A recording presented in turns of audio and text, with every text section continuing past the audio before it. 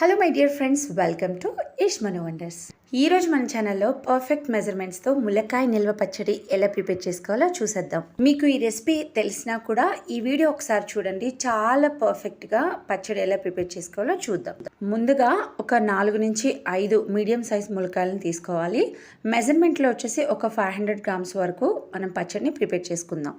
చూడండి, మీరు ఎక్కువ క్వాంటిటీలో పికిల్ ప్రిపేర్ చేస్తున్నట్లయితే యూజువల్గా మనం కర్రీ చేసుకున్నప్పుడు పైన పీచు తీసేస్తాం కదా, కానీ ఈ పికిల్లో మాత్రం పైన పీచు తీయకుండా మీరు ప్రిపేర్ చేసుకోండి. నేను తక్కువ క్వాంటిటీ చేస్తున్నాను కాబట్టి పైన నార తీసేసి ప్రిపేర్ చేస్తున్నాను. ముందుగా ఒక 100 గ్రామ్స్ వరకు చింతపండుని తీసుకొని వేడి నీళ్ళలో ఇలా నానబెట్టుకోవాలండి. ఒక హాఫ్ అన్ అవర్ నానబెట్టుకుంటే సరిపోతుంది. పులుపు కొంచెం తక్కువగా తినాలనుకుంటే ఒక 80 గ్రామ్స్ అయితే పర్ఫెక్ట్గా సరిపోతుందండి.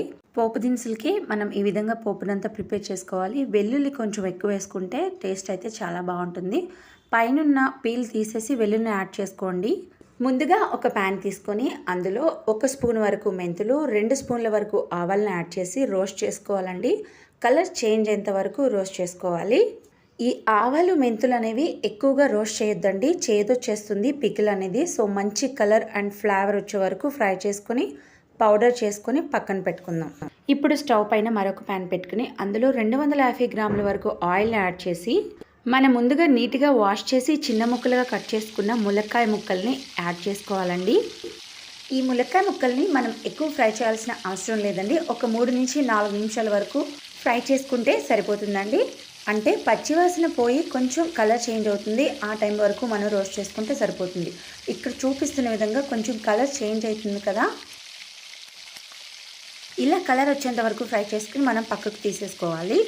ఒక్కొక్కరు ఒక డిఫరెంట్ స్టైల్లో ప్రిపేర్ చేస్తారండి. అంటే నేనైతే ఎప్పుడు ఇలాగ ప్రిపేర్ చేస్తాను, పికిల్ అనేది పర్ఫెక్ట్గా వస్తుంది. నా ఛానల్ ఎవరైనా ఫస్ట్ టైం చూస్తున్నట్లయితే వీడియోని తప్పకుండా లైక్ చేయండి. మీరు లైక్ చేయడం వల్ల ఈ వీడియోని యూట్యూబ్ చాలామందికి సజెస్ట్ చేస్తుంది. ఇప్పుడు అదే ప్యాన్లో మనం ముందుగా చూపించిన పోపు దినుసులన్నీ కూడా యాడ్ చేసుకోవాలండి. మనం యాడ్ చేసిన పోపు దినుసులన్నీ లైట్గా ఫ్రై చేసుకోవాలి. మీడియం టు లో ఫ్లేమ్లో పెట్టుకోవాలి మంట అనేది. వెల్లుల్లి అనేది కొంతమంది దంచి వేస్తారు, పీల్ తీయకుండా వేస్తారు. బట్ ఇలా మనం పీల్ తీసి యాడ్ చేసుకున్నట్లయితే తినడానికి కూడా చాలా బాగుంటుంది అనేది నా ఒపీనియన్. ఇప్పుడు ఇందులో వెల్లుల్లి, ఎండుమిర్చి, కరివేపాకును యాడ్ చేసుకొని మంచిగా రోస్ట్ చేసుకోవాలండి. హై ఫ్లేమ్లో అస్సలు పెట్టొద్దు, దినుసులు అనేవి మాడిపోతాయి. మనం వేసుకున్న దినుసులన్నీ కూడా మంచిగా ఫ్రై అయిన తర్వాత ఇందులో మనం ముందుగా నానబెట్టి చింతపండు గుజ్జుని ప్రిపేర్ చేసుకున్నాం కదా, ఈ చింతపండు గుజ్జుని పిక్కలు, నారలు అలాగే ఇవంతా నీట్గా క్లీన్ చేసుకుని ఇలాగ స్ట్రైనర్తో మనం చింతపండు గుజ్జుని ఆయిల్లో యాడ్ చేసుకోవాలండి. ఈ చింతపండు గుజ్జు ఆయిల్ ఫ్లోట్ అయ్యి దగ్గర పడేంత వరకు కుక్ చేసుకోవాలండి. ఒక 8 to 10 మినిట్స్ వరకు కుక్ చేసుకుంటే సరిపోతుంది. చింతపండు మంచిగా కుక్ అయిన తర్వాత ఇందులో ఒక 1/2 టీ స్పూన్ వరకు పసుపుని యాడ్ చేసుకోవాలి. ఒకసారి అంతా మిక్స్ చేసుకోవాలి. మీరు కావాలంటే చింతపండుని వేరుగా కుక్ చేసుకోవచ్చు. రెండిట్లో ఎందుకు ఒక ప్యాన్లో అయిపోతుంది అన్నట్లు నేను ఒక ప్యాన్లో కుక్ చేస్తున్నానండి. మీరు కావాలంటే ఇందులో కొంచెం ఇంగువ యాడ్ చేసుకోవచ్చు. ఈ పోపు అనేది పర్ఫెక్ట్గా కుక్ అయిన తర్వాత పూర్తిగా చల్లారనివ్వాలండి. ఇప్పుడు స్టవ్ పైన కుక్ చేసే ప్రాసెస్ అంతా కూడా కంప్లీట్ అయిపోయింది. ఒక బేసిన్ కానీ ఒక వెడల్పాటి బౌల్ కానీ తీసుకొని ఇందులో ఒక 1/2 కిలో ములక్కాయ పచ్చడికి ఒక 40 to 50 గ్రామ్స్ సాల్ట్ యాడ్ చేసుకోవాలండి. అలాగే కారాన్ని 100 నుంచి 150 గ్రాముల వరకు కారాన్ని యాడ్ చేసుకుంటే సరిపోతుందండి. థర్డ్ వన్, మనం ముందుగా రోస్ట్ చేసి పౌడర్ చేసుకున్న మెంతులు, ఆవాల పౌడర్ని యాడ్ చేసి బాగా మిక్స్ చేసుకోవాలి.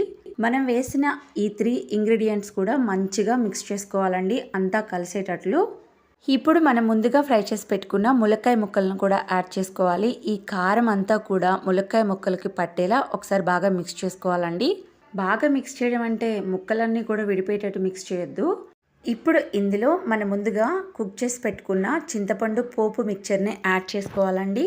ఇలా మొత్తం అంతా కూడా పోపు మిక్చర్ యాడ్ చేసిన తర్వాత బాగా మిక్స్ చేసుకోవాలి.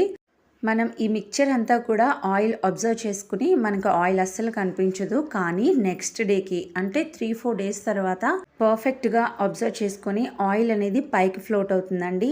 మనం యాడ్ చేసిన ఆయిల్ అంతా ఏమైపోయింది అని టెన్షన్ పడొద్దు. ఇది మాక్సిమం 6 to 10 months వరకు నిల్వ ఉంటుంది. అయినా పచ్చళ్ళు 1 year వరకు ఉంచుతామా ఏంటండి? మా ఇంట్లో మాత్రం పికిల్స్ అనేవి త్వరగా కంప్లీట్ అయిపోతాయి. మీరు కావాలంటే ఒక 3 days తర్వాత ఉప్పు తక్కువైనా, కారం తక్కువైనా, ఆయిల్ తక్కువైనా ఆయిల్ యాడ్ చేసుకోవచ్చు. బట్ ఆయిల్ మాత్రం వేడి చేసి చల్లారిన తర్వాత యాడ్ చేసుకోవాలండి.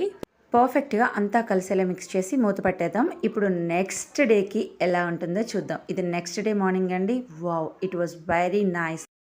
చూసారా ఎంత కలర్ఫుల్గా ఆయిల్ అంతా పైకి ఫ్లోట్ అయింది. బట్ 3 days తర్వాత చాలా టేస్టీగా ఉంటుంది పికిల్ అనేది. మీరు కావాలంటే సాల్ట్ ఏదైనా తక్కువైతే యాడ్ చేసుకోవచ్చండి. బట్ నేను చెప్పిన కొలతలతో ప్రిపేర్ చేస్తే చాలా పర్ఫెక్ట్గా వస్తుంది. సాల్ట్ కొంచెం తక్కువ తినే వాళ్ళకి ఒక 40 grams వేసుకుంటే సరిపోతుంది, అంతకు మించి అవసరం లేదు. మీరు ఎప్పుడైనా పికిల్ ట్రై చేశారా? న్యూ మ్యారీడ్ పీపుల్స్కి ఈ వీడియో ఉపయోగపడుతుందని అనుకుంటున్నాను.